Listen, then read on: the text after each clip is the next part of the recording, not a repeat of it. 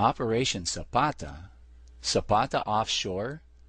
Now, you could fairly ask what kind of an idiot would give a secret operation a secret code name and name it after his own company that was operating in the area. What kind of idiot? George Bush, that's what kind of idiot. In World War II, Bush named his plane after his wife, the Barbara II. When this plane was shot down, what do you suppose he named his next plane? Did you guess it? The Barbara III. While the CIA was preparing for the Bay of Pigs invasion, the CIA ordered a large ship from the Navy to carry guns and tanks and men to the Bay of Pigs invasion.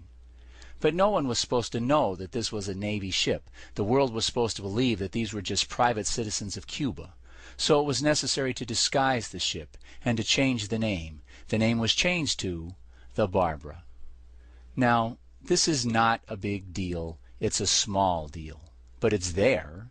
Bush has a habit of naming things in his military career after things in his personal life. He named 2 planes after his wife, and one of the 3 CIA ships at the Bay of Pigs was renamed the Barbara. It's a small piece that just happens to fit perfectly with the bigger picture of Bush as a CIA officer working with anti-Castro Cuban terrorists. This same habit of naming things in his military career after things in his personal life links Bush's oil company, Zapata Offshore, to Operation Zapata and to the anti-Castro Cuban terrorists. But again, let's not overemphasize this name stuff. Finding the name of Bush's wife on a CIA supply ship or finding the code name of the Bay of Pigs invasion on his oil company is a small but clear detail of this much bigger picture.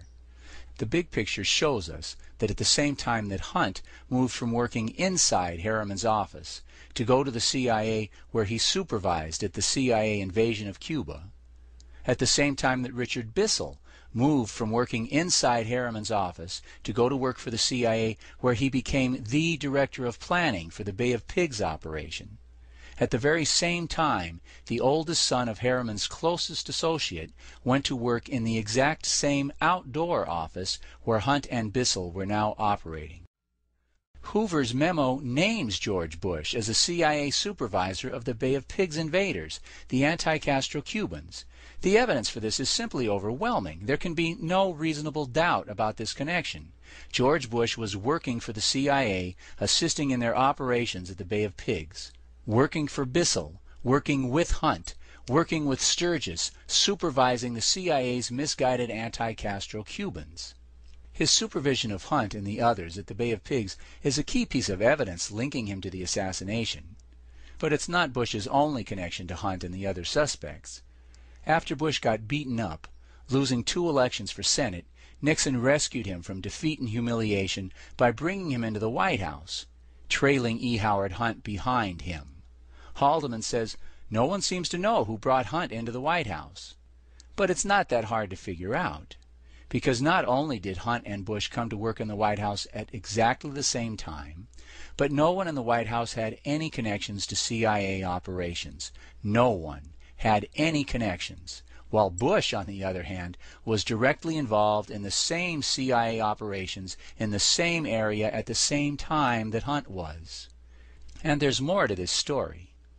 Nixon's chief of staff says that everyone was astonished, flabbergasted in 1970, the day that Nixon announced that he was bringing John Connally into the White House as his Secretary of Treasury. No one understood the connection between these two, one the leader of the Republican Party, and the other the number 2 Texas Democrat. Haldeman says, however, that Connally insisted that before they could hire him, they first had to get a White House job for Bush. Why? What is their relationship? What does Bush have to say about it in his autobiography? Not a word. Not one.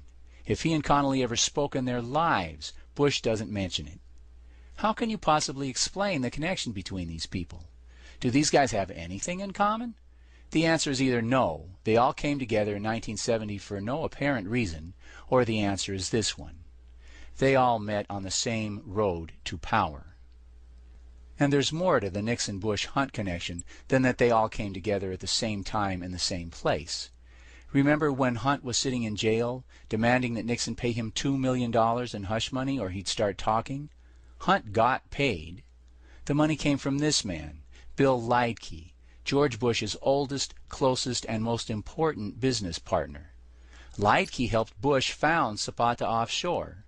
Then, in 1959, when the CIA needed the company, Leitke handed the company to Bush, made Bush the sole owner so that Bush could carry out secret operations without any outside observers getting in the way. The fact that Bush's closest business partner paid Hunt the millions of dollars is just one more connection between Hunt and Bush. But wait, there's more. Remember this man? Leitke's money actually went to him. Ramon Rodriguez. He was a CIA-trained money launderer working in a Mexican bank, and he wrote the actual checks that Hunt received. I made payments for the Watergate burglars, yes. 12 years later, in 1984, he was working as a money launderer for the main Colombian drug cartel, when Vice President Bush sent this man to ask him for $10 million to help pay for the illegal terrorist war Bush was waging against the people of Nicaragua. Well, the only government mention that he made was Vice President Bush. The request for the contribution made a lot more sense because Felix was reporting to George Bush. Here you have a CIA guy reporting to the old boss. Now, how did Bush know this guy? How did he know he had $10 million, and how did he know that he would pay it? It's a good question. Whatever the answer, the connection is still there. Bush is connected to him by this incident, and through him, Bush again is connected to Hunt. Two more connections between Bush and Hunt. It's starting to get ridiculous. Hunt's mother is not so thoroughly connected to Hunt. And now let's look at Bush's role in the cover-up. In 1975, the Senate Select Committee on Assassinations began to investigate the CIA's role in the Kennedy assassination. The committee uncovered the CIA internal memo that Spotlight magazine had written about, which says that Hunt was in Dallas the day of the assassination. William Colby was director of the CIA at the time. Hunt was there all right. He and Bush were in charge of the shooters. And he was cooperating with the committee. But they weren't really in charge. They were just taking orders And supplied the committee with the Hunt memo.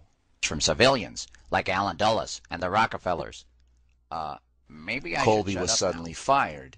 And, out of the blue, supposedly with no CIA experience, George Bush Sr. was appointed to take over as director of CIA. Why? What qualified Bush for this job? One thing. Bush could be relied upon better than Colby to cover up the facts of JFK's murder because Bush knew that the trail led straight to him. He had to cover it up, and he did. He ended the CIA's cooperation with the committee and effectively shut down the investigation. But the fact that Bush played this leading role in the cover-up connects him to every person threatened by this investigation. So there's a ton of evidence that connects George Bush to John Kennedy's killers. But now we'll look at a couple of pieces of strange evidence that, while they don't connect Bush to the killers, do connect him to the assassination in ways that can only be described as